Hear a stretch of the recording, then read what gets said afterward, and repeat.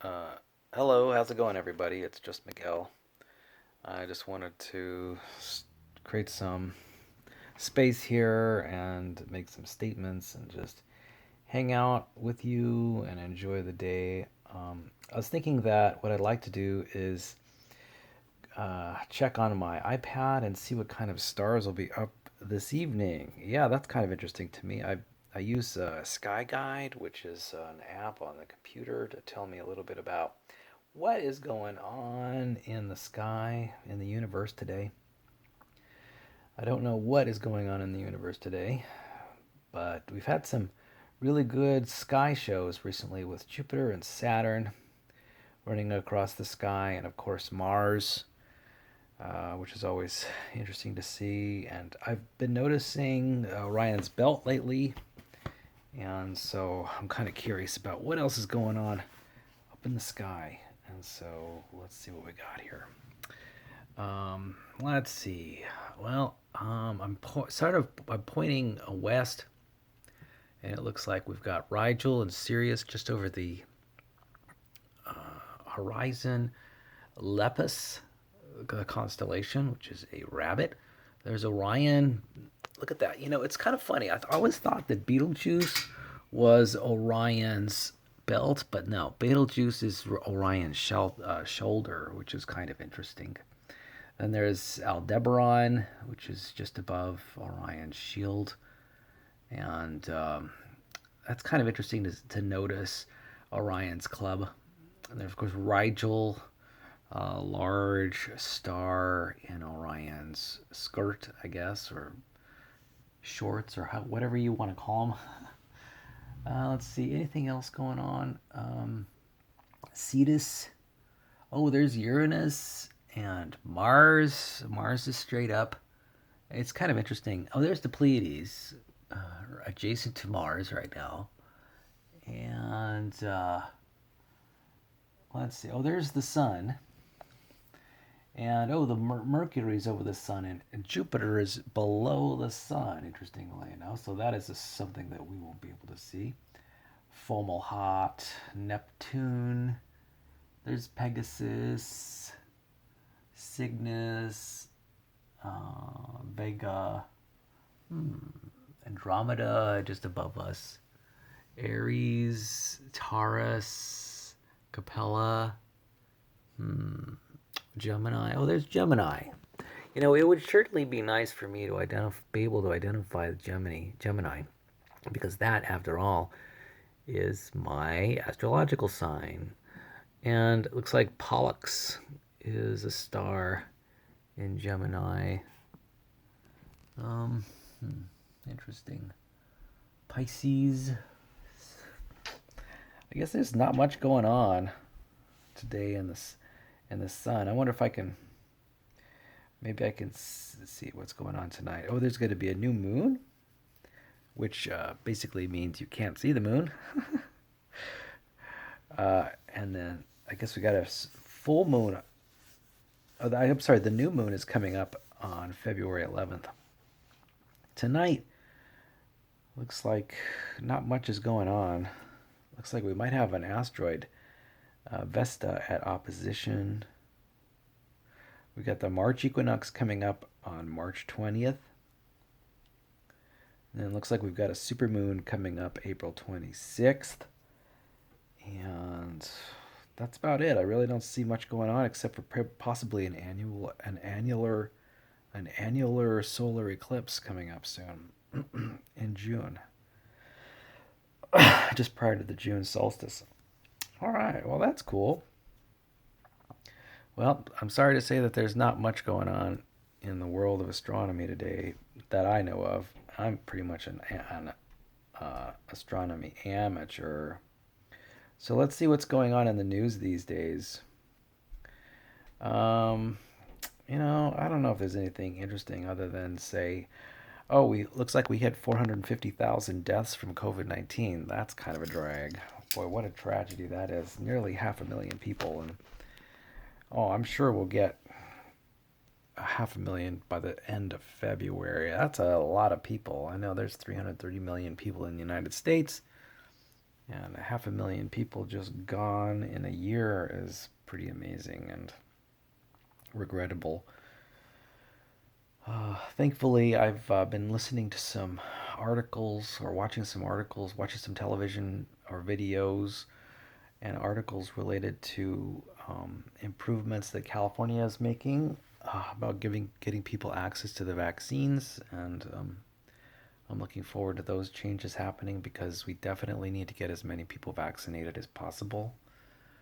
And hey, I get it if people don't care to get vaccinated, that's fine. More power to you.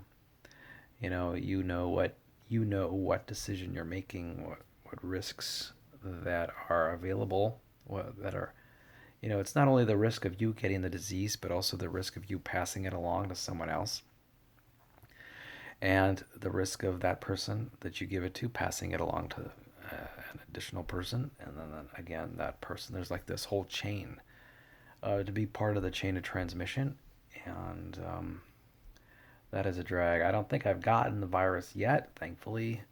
And hey, let me see. I recognize that a lot of it is luck too, because you know I know we're all taking calculated risks, and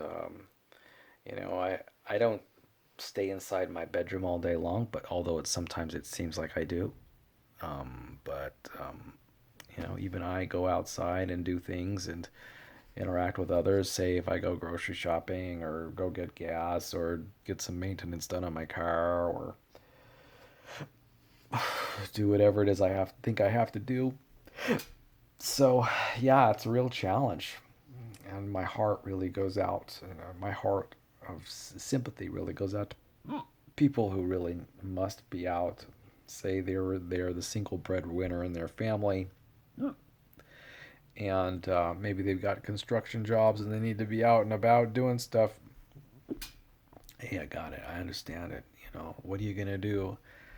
Our society, unfortunately, is not built to uh, provide support to people in those kind of conditions.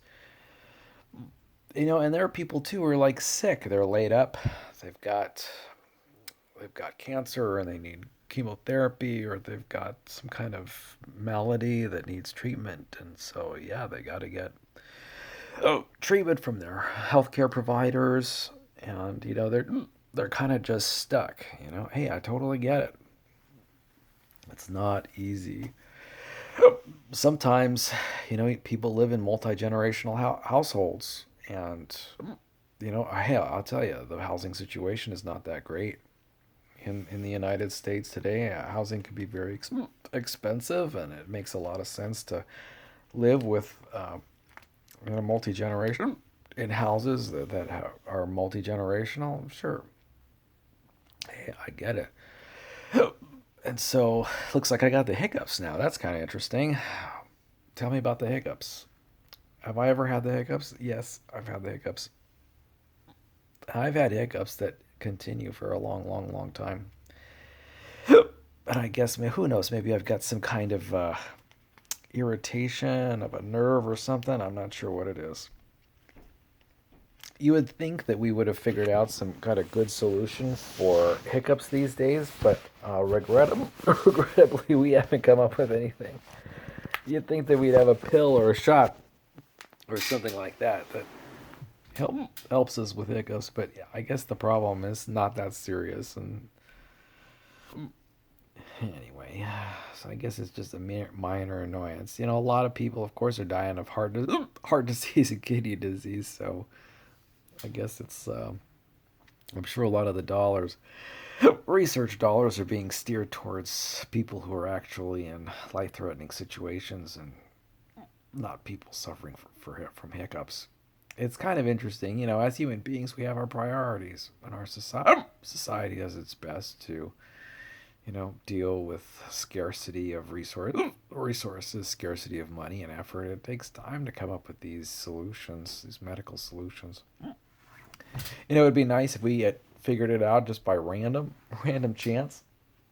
But, sometimes you can come up with solutions to medical problems by random chance, but sometimes you can't. You know? So reading an article the other day.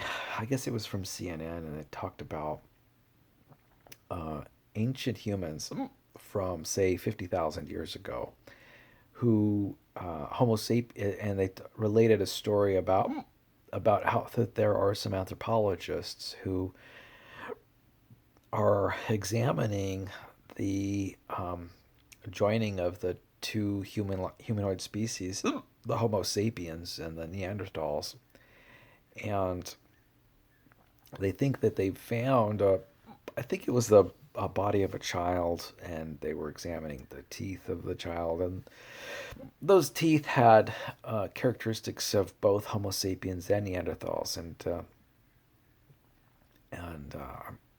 really, I'm just well, I appreciate the science and the learning and the judgment. I'm really just blown away by just the plain singular idea that human beings lived, 30,000 years ago, which of course, or 50,000 years ago, which of course is no big deal because I've known and always known for a long time that human beings have been around for 200,000 years. And, so it's kind of, in fact, I could barely believe it or not, but I just am not often confronted with evidence, right? Like, oh, I'm looking at a picture of a 50,000-year-old tooth from a child. I'm just never really confronted with that fact on a regular basis. And so for me to, and I just think about, here's the thing. My understanding of history is limited. I only sort of understand history. I guess over the past 5,000 years of, say, recorded history based on from what I read in history books or read in history books when I was in college. And of course, it's been many years, 20, 25, 30 years since I've read that information. So I've only got some vague notional understanding of it. But I'm really keen to just imagine what life was like 50,000 years ago. 50,000 years ago was an insane amount of time. And to think that people like me lived back then, and how they might have lived 50,000 years ago. And I don't even say might have. When I say might have, I'm not referring to whether or not people existed 50,000 years ago. That is fact as far as I'm concerned. But when I say might, I'm talking about the age of the bones that were found and how we've got, carbon, probably some kind of carbon dating telling us how far back those bones are, or who knows what other method they might have used to date the bones. But I'm just really just I can spend an entire day considering what a person's life like was 50,000 years ago, and there's just so much. It's kind of interesting. Like, as modern humans, we know so much about the world. I mean, I can take out my computer and point to Betelgeuse and tell you all of its characteristics, like its magnitude and its distance and things like that. Like, and I could, but certainly, even as someone who lived like 500 years ago wouldn't have known what a star was made out of.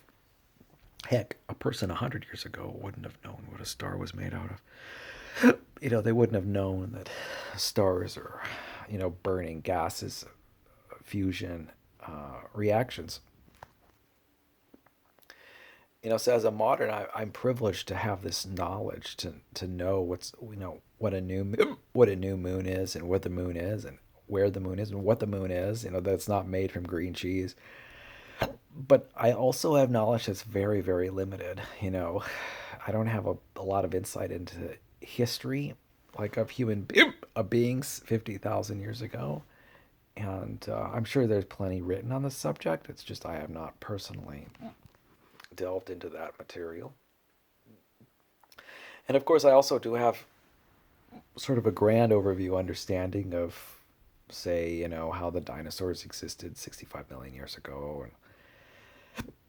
and I'm generally familiar with what might have caused the extinction of the dinosaurs, and how to have a sense of when life began on the planet and how old the planet is, and also how old the universe is. I've got some really, I have some keen understanding of the world and the universe, but just that simple fact that people lived 50,000 years ago, that is an amazing sort of thought experiment in terms of what I know about human beings. Anyway, of course it must have been that way. I mean, just look at the human hand and all that must have gone into its evolution, all the hundreds of millions of years of evolution, even a billion years of evolutionary time gone into the creation of this hand. I mean, that's clear. The creation of my consciousness. So, but it's so rare that I really get to think of human beings 50,000 years ago. Now, that's not to say I never do. There's actually a movie out on Amazon Prime. I think it's called 10,000 BC, and I haven't seen the whole thing, but maybe it's high time I watch it to get some kind of understanding of what life was like in the deep, deep past. So, so you may know that I got a subscription to Freeletics. I'm not sure if that's how I'm saying it. Freeletics, which is an exercise app, and I wanted to start getting into some body weight exercises. And let me tell you, I've barely opened the app. I regret to say. Now that's not to say I've stopped working out because I work out all the time. In fact, today was a back day, and I had a really marvelous back day. I did some rows of various kinds with barbells, and also did some pull ups, and those uh, my back day is getting stronger and stronger all the time, and I'm glad for it. And so I haven't stopped exercising. I'll continue to exercise, but this Freeletics app is something that I just haven't opened up. I even did some elliptical exercise today at around for 20, 25 minutes, which I'm glad for. Now, what's kind of interesting is I've been in this weight loss mode for like a couple days, and I sort of slipped. Today I ate a little more than I should have this afternoon, and I don't know. It's funny. I can keep my resolve to lose weight for about 3 days, and then after the third day, that resolve is gone. It's sort of vanished. It's kind of interesting. Tomorrow I'll just get back onto the horse and try to lose as much weight as I can starting tomorrow. You just got to get back on the horse after you've fallen off. That's just the way it is. I came across an interesting YouTube video today from a personal trainer who's a trainer to the stars in Hollywood, and he had some really good ideas about how to bulk and also how to get a six pack, which, as you probably know, is one of my pet goals. And one thing I'm realizing is that I'm really not following through on a lot of what I need to do in order to get a six pack. This guy, I think his name is Magnus. He's got so, some technique, some techniques for building ab muscles, and he builds ab muscles, yeah, by doing ab exercises 3 days a week. Or actually, three for 3 days. He says you could do a set of three for a total of six twice a week. Anyway, anyway, I really like what he had to say. I think he's got the secret. He knows what he's doing, and so I'm definitely I've still got these hiccups going. I think I'm definitely gonna follow his routine, and you know one thing I'm realizing about myself is that I've got this vision for getting six pack abs, but I have problems related to execution. Like, for example, I'm not exercising the way I should be. I mean, I really should be exercising at least 3 days a week to build the muscles in my abs. And also, I really should be dieting more effectively and being more consistent with my dieting. So, yeah, let me tell you, it just takes a lot of discipline to get six pack abs, and I can say it as much as I can, but if that those words don't translate into behavior, I'm just sort of blowing smoke. Anyway, that's been something that has been on my mind. And anyway, I think I'm done for the day. Talk to you later. Well, maybe not. Maybe I'll go for another 5 minutes.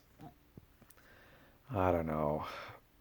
I I'm doing pretty well, and my life moves along with relative ease, and I'm grateful for it. But on the other hand, I'm also kind of a perfectionist,